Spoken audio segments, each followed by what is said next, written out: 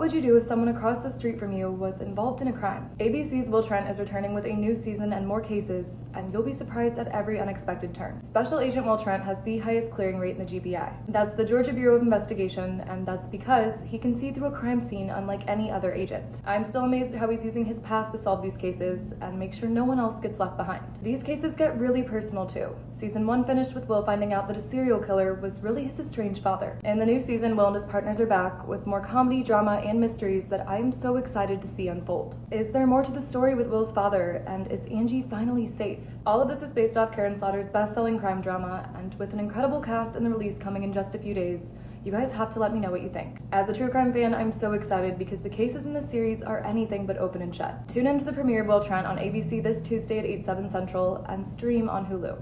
An Oklahoma father has killed his wife and 3 of his kids, leaving his 10-year-old to find them. Around 9:30 yesterday morning, police responded to a call from a young boy who said that everyone in his home was dead. Officers described it as nothing short of a massacre, with Jonathan shooting Lindsay, Ethan, Dylan, and Lucas, but leaving his 10-year-old unharmed. Now, according to police, sometime overnight, Jonathan and Lindsay became involved in an altercation. Jonathan then, quote, armed himself with a gun and he shot her several times. At that point, he reportedly started going through the house and systematically killing their children. There was actually just one child found in his bed, with investigators saying that they were hunted down and killed. Now, aside from that, we know investigators didn't find any signs of a struggle, and that ultimately they found 2 bodies upstairs and 2 bodies downstairs. They say that why the youngest wasn't killed remains a mystery, and that he was released to other family members at the scene. There were also no previous calls to the residence or reports of domestic violence, and it seems like everyone is wondering what happened. Lindsay Candy was known to be a wonderful mother, and 18-year-old Dylan just graduated from the local high school last year. Ethan was a 9th grader there, and Lucas was a 6th grader at the intermediate school. And anyone with information that could help this investigation is asked to contact the homicide tip line at the number above. The 18-year-old has been killed the day after graduating high school, and this is what we know so far. On Friday night, Lily celebrated with her friends and family, but the very next day, she was shot by another graduate. Around 9 p.m., we know there was a group here just hanging out when a witness saw 18-year-old Matthew Raphael pull a gun from the trunk of his car. Sources actually vary on what exactly happened next, but he ended up shooting Lily in the shoulder, reportedly not thinking that the gun was loaded. Now, as we know, this same witness immediately took Lily to the hospital and called 911 along the way. The dispatcher then actually instructed them to pull over on the side of the road and wait for EMS assistance. Shortly after, EMS did show up and took Lily to Vanderbilt Medical Center, but she tragically died of her injuries. Now, as for Matthew, he had reportedly driven to another hospital looking for Lily, and that's where he was arrested. He again reportedly admitted to police that he was the shooter, but said that he thought the gun was unloaded and that it was unintentional. It's also not clear how the teens knew each other, but Matthew had graduated from Ravenhood High School, which is about 10 miles away. As of today, Matthew was charged with criminal homicide, but he was actually released on Tuesday on a $150,000 bond. And as for Lily, she was known to be an incredible friend and to light up every room that she walked into. I currently can't find a GoFundMe that we can donate towards, but if anyone knows of one, please let us know in the comments. A 19-year-old's body has been scattered across the Milwaukee area after she went on a first date. Last Monday night, Shade told her building secretary about how she was so excited to go out for seafood with 33-year-old Maxwell Anderson. She never returned home, and when she missed her shift the next day, everyone knew that something was wrong. Now, when police looked at Shade's phone records, they found the pair went to Twisted Fisherman around 5 p.m., and then they actually went out for drinks and went back to Maxwell's house. You can see it was 12:45 when her phone left that residence and started pinging at local parks. Shade's work actually closed for the next 3 days to search for her, as investigators began to find a disturbing trail of evidence. On Tuesday morning, Shade's car was found burnt in an alley at 30th and Lisbon Street. Inside the vehicle, there was her clothing and part of her iPhone, and in the surrounding area, there was reportedly human flesh and a foot. Then, later that same afternoon, a passerby, quote, found a leg that had been sawn off at the hip down a bluff at Ornament Park. Over the next 2 days, more partial remains were found in the area, and tragically some of those have already been determined to be Shade. Now from here, using phone records and surveillance footage, police quickly determined that they were looking for Maxwell. They actually had video of him taking the bus after lighting Shade's car on fire, and they found blood and canisters of gasoline at his house. He was ultimately pulled over on the morning of April 4th and charged with first-degree murder, mutilating a corpse, and arson. Now, aside from that, we know Maxwell's neighbors have described him as keeping a low profile and occasionally seen walking his dogs. He's worked at several bars in the area where he's been described as a good coworker, well-liked, and not the type to do this. He also does have a criminal history, which consists of disorderly conduct and domestic violence charges. In one of these cases, he destroyed the property of 2 of his relatives, and in the other, he beat a man on Milwaukee Street. As of today, Maxwell is being held on a $5 million bond as police continue to search and try to figure out what happened. And as for Shade, she graduated high school a semester early and was about to graduate with an associate's in criminal justice. Community members have said, quote, "It could have been any one of our daughters. She was just going on a date. Who could have expected it to end like this?" Prosecutors have announced that they will seek the death penalty for the murder of Lauren Heike. If you've been following, you know that on April 28th, Lauren was followed, chased, and stabbed on a North Phoenix hiking trail. It wasn't until 24 hours later when a 911 caller reported a possibly deceased female lying in the desert area behind her house. As we know, when officers were en route to the scene that morning, they actually received another request to check on a young esthetician who had missed work. The call had come from one of Lauren's friends, and she was even more concerned that her phone still showed she was on the trail she hiked yesterday. When police did get to this area off the main trail, they tragically found it was Lauren and that she was the victim of a homicide. Blood, ripped clothing, and the personal belongings she dropped would horribly show the exact path where she ran for her life. Based on the evidence, it was clear Lauren was chased down the Route 11 trail before being viciously attacked from behind. She was repeatedly stabbed but tried her hardest to put up a fight, with defensive wounds and the chase even going over a barbed wire fence. Investigators tragically believe that she may have eventually escaped, but her injuries were too severe to keep going. From here, police obtained surveillance footage from the area, and chillingly, they could see that someone had been following a couple minutes behind Lauren as she walked down the trail. They also managed to get a DNA sample from her shoe, and that is what turned up 22-year-old Zion Teasley in court records. He lived just a mile from the scene and was recently arrested for armed robbery, but was listed as a medium-low risk to reoffend and got a plea deal. With that, police went to Zion's former workplace, and they confirmed he was the man from the footage. They also said he was recently fired for being aggressive towards female employees, and that he was known to carry a pocket knife with a 3-inch blade. Again, as we know, on May 6th, Zion was finally taken into custody. He reportedly immediately admitted he was at the scene, and when asked about Lauren, quote, said he recognized her from the news and that he wanted to look like her. Officials wrote in the arrest affidavit that he struggled to admit Lauren was murdered and instead talked about his life growing up as a Christian and his internal struggles with his sexuality. Today, prosecutors seek the death penalty against Zion, who again was already on parole and actually met with his probation officer between killing Lauren and being arrested. He pleads not guilty to the charges against him, and Lauren continues to be missed by her friends and family. This case continues to be one that young women everywhere should be aware of. Blake Linkus is unbelievably out on bail after strangling his ex-girlfriend. If you've been following, you know that last June, Natalie was murdered on her senior trip to Myrtle Beach. Her ex-boyfriend has already confessed to locking himself in a room with her body, but now he's home under the supervision of his parents. We now know that on the night of June 6th, the group of Ohio graduates all left their Airbnb to go out to a local club. But according to one of Natalie's friends, she ended up not feeling well and returned back to the house early with Blake. By 10:45, 2 more of their friends had returned, and they actually had to go around the back because the couple wouldn't answer the front door. Now, after managing to get inside, we know these friends heard 3 loud thuds, but when they checked Natalie and Blake's room, that door was locked too. They likely assumed it was nothing and carried on with their night, not realizing something awful had happened.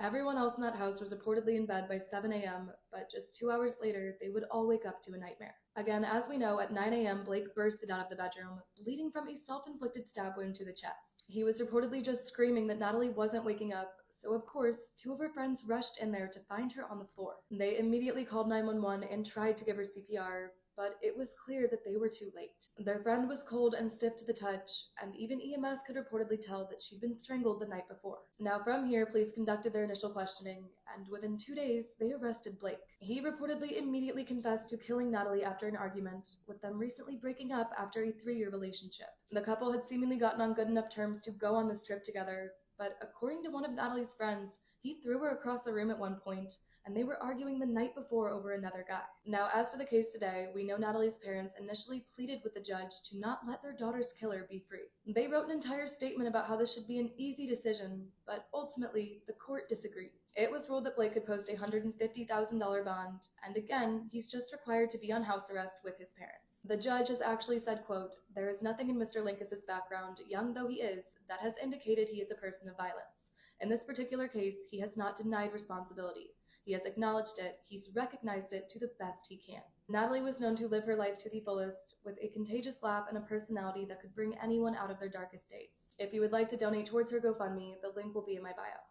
Trial has officially begun for the murder of mom of 5, Jennifer Dulos. If you've been following, you know Jennifer vanished from her Connecticut home in the midst of a years-long custody battle with her husband. She was last seen dropping her kids off at school on January 24th, but then she didn't show for her 11 a.m. doctor's appointment. Jennifer's friends ultimately reported her missing that night, with police arriving at the scene to find the floors and walls of her garage covered in blood. Now from here, police obviously caught up on the fact that Jennifer's husband was having an affair, and she was renting this house to get both she and her kids away from his abuse. They decided to obtain surveillance footage from the neighborhood, and that is when they saw something chilling. Someone had showed up to Jennifer's house on a bike that morning, and he was waiting to kill her in the garage when she got back from dropping her kids at school. As we know, over 2 hours later, Jennifer's car left the house again, but police don't think she was the one driving. They tracked her vehicle down to find it abandoned in a local park, and after checking surveillance there, they also found what appeared to be a getaway truck. The thought is that it was previously driven there to transport Jennifer's body, and with everything considered, police began tracking her husband and his girlfriend's movements. As police would learn, that same night, Fotis and Michelle were seen in the getaway truck dumping black trash bags into 30 separate dumpsters. Authorities immediately went to these locations, and they found bloody clothing, zip ties, and cleaning supplies that all had Jennifer's DNA. With that, on June 1st, Fotis and Michelle were officially charged with tampering with evidence. Without a body, there just wasn't enough for a murder charge, and they both posted bail. As investigators continued to build their case in 2019, they executed search warrants at the property where Jennifer previously lived with Fotis and the kids. There, they first found what they have come to call alibi scripts. 2 scripted documents written by Fotis and Michelle that detailed what they would tell police they did on the day Jennifer disappeared. They also found proof that the couple had paid in cash to have the getaway car professionally cleaned. There was still no body though, so in September, they were again both charged with tampering with evidence and both posted bail. From here, things were actually quiet for a few months, but come January of 2020, the couple was finally charged with Jennifer's murder. I can't begin to understand why this was an option, but for the 3rd time, they posted bail. Fotis was due to show up in court on January 28th, but he didn't, and police found him unresponsive at his house. He had poisoned himself with carbon monoxide and ultimately passed away on January 30th, 2020. That leaves Michelle and actually one of Fotis' friends to face charges in this case. Today, Michelle stands trial for conspiracy to commit murder, and while her story has changed a million times, she maintains she has no idea what happened to Jennifer or where she could be. Jennifer, of course, remains missing, and a judge actually declared her deceased earlier this week. I will keep you guys updated, but may this hopefully lead to some answers or justice in this case. Hammer coined the phrase, "You can't make this stuff up," might have known the story of real-life boogeyman, Albert Fish. A slight, elderly man with grey hair, no one suspected the kindly single father of being sadistic child murderer and cannibal.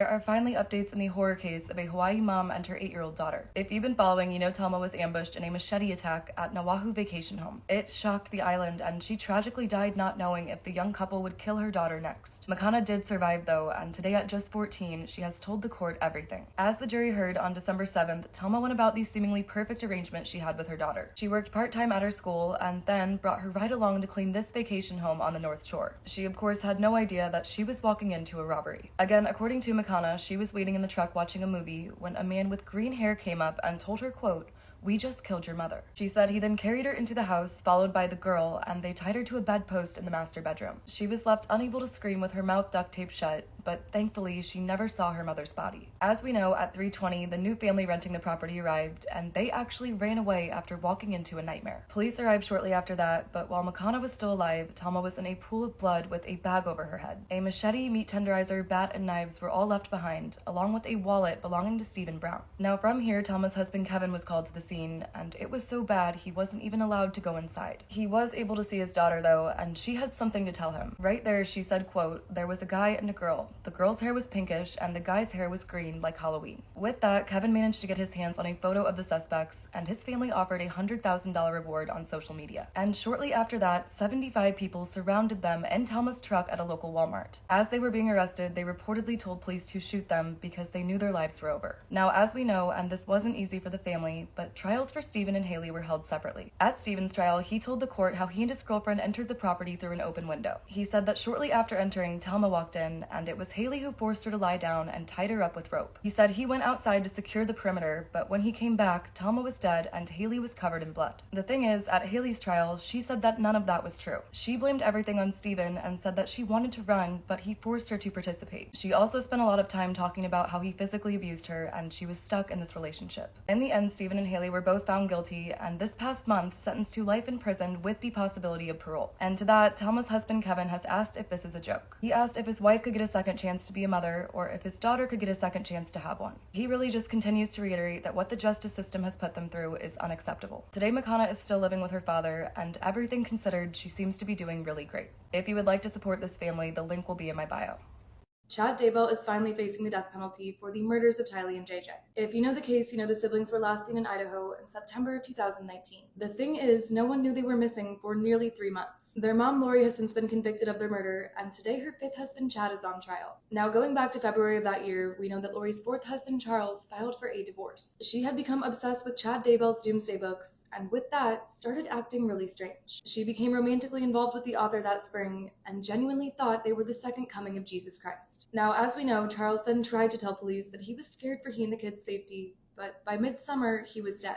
On July 11th, so about 2 months before the kids went missing, he went by Lori's new place in Chandler to pick up JJ for school. As soon as he got there, he was shot to death by her brother, or the kids' Uncle Alex. Unbelievably, it was initially ruled to be in self-defense. This is actually a photo of Lori just after her husband was shot, and this is a screenshot of the message she sent, breaking the news to his sons from a previous marriage. Now, following Charles's death, we know that Lori moved herself, the kids, and Uncle Alex to Idaho to be closer to Chad Daybell. Again, the kids were publicly last seen there that September, but no one knew they were missing. No one knew that the couple had determined them to be zombies, or that they were buried in Chad's backyard. Now, with the kids unknowingly gone, October came, and Chad's wife Tammy suddenly died in her sleep. It reportedly appeared to be natural, and therefore, he and their 5 kids decided not to perform an autopsy. Tammy was buried with no one knowing that she was actually asphyxiated, and then Chad and Lori fled off to Hawaii together. They got married on November 6th, and it was 3 weeks after that when JJ's grandparents realized no one had seen the kids. Now again, as we know, in February of 2020, Lori was finally arrested for failing to produce her children.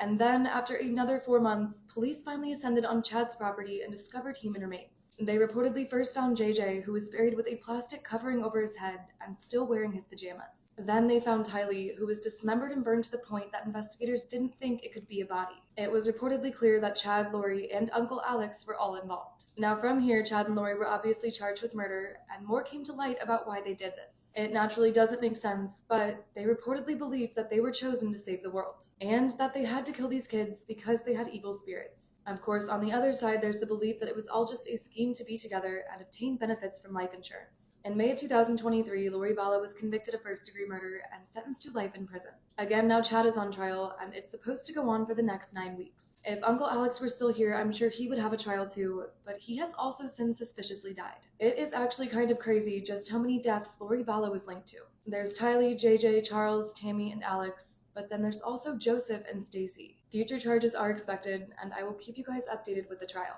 New details have come out with Hannah Clark and why her husband burned their family alive. If you know the case, you know Rowan publicly doused his wife and 3 kids in gasoline, and then he lit the match. He threatened the bystanders who tried to save them with a knife, but Hannah still managed to escape the fire and tell police what happened before she died. That morning, Hannah woke up the kids at her parents' house in Camp Hill, but as she was loading them into the car for school, Rowan reportedly just showed up on the driveway. And this was a problem because she had moved there specifically to get away from him. The couple met back when she was 19, and he was a 31-year-old married father, and since then, he'd quite literally made her life a living hell. As we know, Rowan went on to force his way into Hannah's SUV, carrying a can of petrol he had just purchased at a service station. She screamed at him to get out, but even with their 6, 4, and 3-year-olds in the back seats, he still demanded that she start driving. With that, we know that Hannah did start to follow Rowan's directions, but then in one last effort to get help, she made a turn down a residential neighborhood. She rolled down her window and started screaming for neighbors to call police because, like she had tried to tell everyone, her husband was going to kill her. Tragically, investigators believe that she was his only intended victim, but because she wasn't cooperating,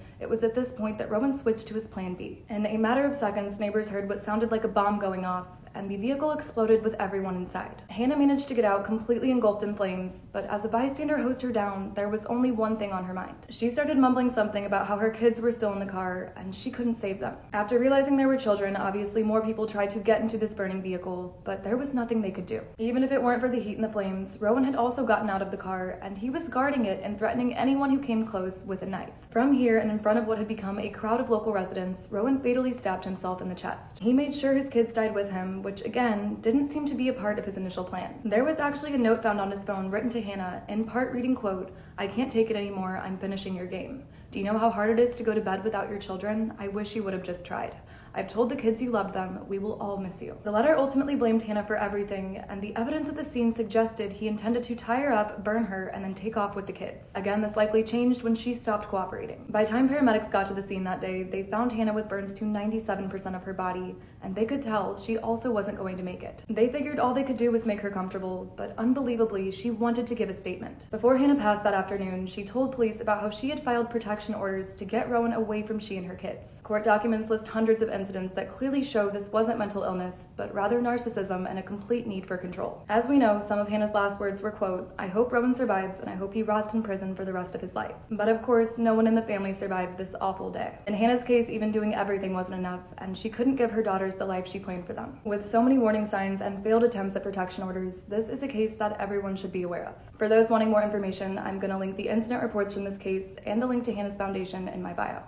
In one of the most terrifying cases, there was a 7-hour home invasion and just one survivor. The Pettit family was known to live the perfect life in Cheshire, Connecticut, up until July 22nd when they became random targets. That night, around 7 p.m., Michaela was so excited to make pasta for her family, so her mom took her to Stop and Shop to pick up the ingredients. Neither of them could have known that while they were there, they had caught the attention of someone else. Reportedly drawn by the 11-year-old and the looks of the family's wealth, Joshua Komisarjevsky would go on to follow the pair in the store and then the 3 miles back home. The family would go about their usual Sunday night watching movies together, again completely unaware that he was sitting outside making a plan with his friend Steven. They'd sneak into the house, tie the family up, steal some cash or maybe some jewelry, and then finally make a getaway that would, quote, leave everyone unharmed. As we know, at 3 a.m., Steven broke in through the basement cellar, and he was supposed to go upstairs and let Joshua in through the front door. But as Joshua waited outside, he could see through the living room window that things were already going wrong. Mr. Pettit had apparently fallen asleep on the living room couch, and Steven was just beating him in the head with a baseball bat. With that, Joshua too entered through the cellar, and he and Steven agreed.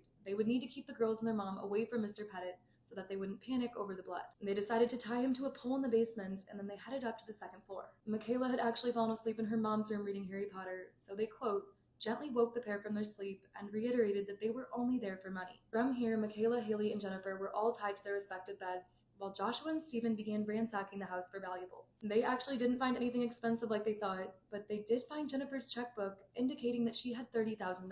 After seeing this, they reportedly came up with a whole new plan. When morning came, Jennifer tried to offer the assailants breakfast, but Steven took her to the bank to withdraw the money. She obviously had a really difficult decision to make when she got to the teller, but she calmly explained that her family was being held hostage, and if she didn't come back with this, they would all be killed. She didn't even have her ID, but the teller still gave her $15,000 in cash and then immediately contacted police. Now, unbelievably, before Jennifer and Steven even got back to the house, officers had already driven by and determined that nothing seemed out of place. They actually watched the pair go back inside from where they were parked down the street, but they were instructed not to interfere. The lieutenant also told the hostage negotiator not to come, as it, quote, was believed that Jennifer could be involved somehow. As we know, Joshua and Steven ended up seeing the officers outside, and they became filled with rage thinking Jennifer had called them there. What happened next is actually up for debate, because the guys blame each other. Regardless, Jennifer was strangled to death, and her daughters were assaulted and left tied to their beds. Now again, from here, and with police still outside, the guys reportedly went downstairs to get what they would need to start a fire. They expected to find Mr. Pettit still tied to that pole in the basement, but he had just heard his wife being killed and had gotten a rush of adrenaline. At this point, he was rolling through the lawn towards his neighbor's house with his legs still bound. Now, tragically, as soon as Mr. Pettit made it over to his neighbors, officers began to see and smell smoke. Somehow, Steven and Joshua initially forgot to grab the $15,000,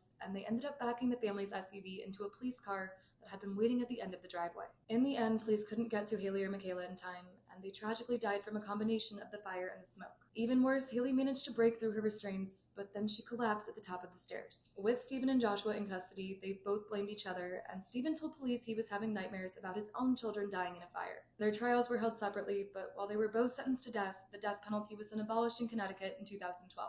And they have since both been resentenced to life in prison without the possibility of parole. Sometimes true for stranger than fiction. The case of Richard Trenton Chase is a story which even the most depraved horror writer would struggle to create. Over the course of 4 weeks spanning across 1977 and 1978, Richard Chase took the lives of 6 innocent victims in Sacramento, California. His murders gradually progressed in violence, beginning with drive-by shootings and culminating in acts of cannibalism. A new interview has only left more questions about what happened to Harley Dilley. On the Friday before winter break, Harley vanished on his walk to school in Port Clinton, Ohio. 4 weeks later, his body was found just 400 feet from his home. Seemingly that entire time that everyone was searching searching for him, he was in the chimney of the house right across the street. We now know that on December 20th, Harley's school did call his mom to say he never showed, but her voicemail was full and she didn't call back. She and her husband reportedly just assumed he was at a friend's that entire weekend, with it being 41 hours before they contacted police. Now, on Saturday night, officers wasted no time going by all of Harley's friends' places and crossing them off the list. The searches continued as Christmas came and went, and with still no leads in January, both the FBI and the CBI were brought in. According to the local police chief, one of the CBI agents immediately requested to see Harley's neighborhood. He took her over there, and again right away, she inquired about this green two-story house across the street. The chief explained that it was an empty summer home with no signs of forced entry, and that their scent dogs didn't pick anything up outside. With that, still, this agent was adamant that they restart at square one and take a second look for Harley. That's exactly what they did, and while they found that the windows on this house were secure, there was also a lockbox on the front door and clearly ongoing renovations. The police chief actually called the owners, and after explaining the situation, the elderly couple was of course happy to let them take a look around. Upon going upstairs, officers would find a red puffer coat, a jersey, and a pair of boys' glasses on one of the bedroom floors. All of this was directly under a vent hole, which would have opened up to the house's chimney. And while in a lot of cases we would see these chimneys go down to the first floor and open up to a fireplace, that wasn't the case here. There used to be a wood-burning stove there on the second floor, so the vent hole was used for heat ventilation through the chimney. Whoever removed that stove, and whenever they did, they bricked off the chimney completely, so it did not go down to the first floor. Now, initially with these findings, police didn't know what to think, because Harley being in there wasn't really plausible, and there weren't any smells of decomposition. They ended up putting a camera in the vent hole just to take a look, and when they still couldn't see anything, one of the officers made the decision to reach his hand inside. Horribly, he felt what he has described as a head of human hair. With that, and brick by brick, police dismantled the chimney and found Harley in the 9 by 13 inch opening. He was positioned with his head tilted towards the roof and had tragically died of positional asphyxiation. It was like any smell of decomposition had been locked in that chimney, and the coroner almost immediately ruled that it looked like an accident. As we know, today police believe that Harley, quote, climbed up the house's antenna tower that morning and one way or another slid down into the chimney and got stuck. They actually think he was trying to hide and not go to school, that he first got stuck right above the vent hole and he was taking his clothes off in an attempt to make himself smaller. They think this worked and he slid down further just to get stuck again where the chimney was bricked off. Now, of course, on the other side of this case, there's the belief that what happened to Harley was not an accident. You see, back before Harley disappeared, he had this YouTube channel where he would reveal his address and sometimes do live streams without a shirt. This attracting a predator could be one angle, but also just listen to this clip from one of his videos. We argued for about a good 5 minutes. And then she snapped and she locked me out of the house. So right now I'm outside. Yep, the house is locked. It is 3:30. I haven't ate anything. If you knew what was going on in my life. It's just been a horrible week. So from that, it's clear things weren't great at home. What we know is that Harley was actually diagnosed with Asperger's as a child, and then he got PTSD from being repeatedly beaten by his older sister. He was incredibly dependent and needed things in a very specific way, which could have been difficult a lot of the time. His mother even posted about how she didn't want kids, leading many to speculate. It's kind of like, why would you not check on or worry for your 14-year-old who had a fear of grass and needed to shower 4 times a day? They actually took away his cell phone, so it's not like he could have called for help. Today there are still so many unanswered questions in Harley's case, and I think one of the biggest reasons why is because him going up that ladder to go back down the chimney just doesn't make sense. But then again, I also wouldn't think it would make sense for someone to haul a kid up a TV antenna in broad daylight and then throw him down said chimney. On this one, let me know what you guys think.